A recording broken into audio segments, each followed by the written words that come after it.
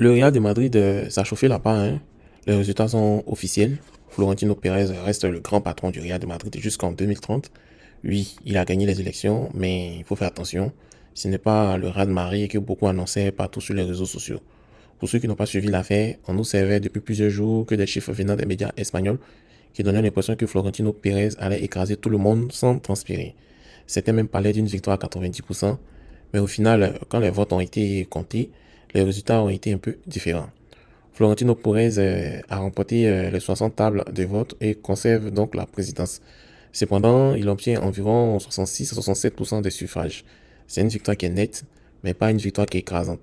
En face, on avait Enrique Riquelme qui a réussi à récolter près d'un tiers des votes. Et ça, ce n'est pas une petite affaire. Donc, cela veut dire que beaucoup de supporters madrilènes commencent à vouloir entendre une autre voix.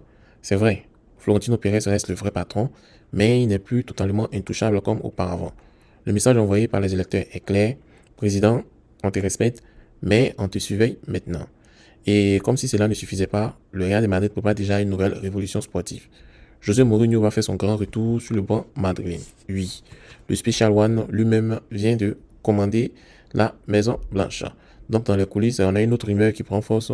On a Pepe qui pourrait aussi revenir au club pour intégrer le staff de José Mourinho. Les anciens soldats du Real semblent être prêts à être appelés pour une nouvelle mission.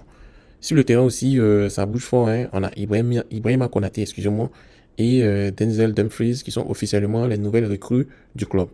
Deux renforts qui arrivent avec l'objectif de rendre le Real encore plus solide dans les prochaines saisons. Donc en gros, Florentino Pérez a gagné, mais il n'a pas écrasé. Riquelme, il a marqué des points. Et puis aussi, à Mourinho qui revient. On a Pepe, le défenseur qui pourrait suivre. Et aussi Konaté avec Dumfries qui débarque. Donc, au Real de Madrid, le mercato politique et sportif est lancé. Et les supporters sont déjà assis sur le popcorn pour regarder ce qui va se passer.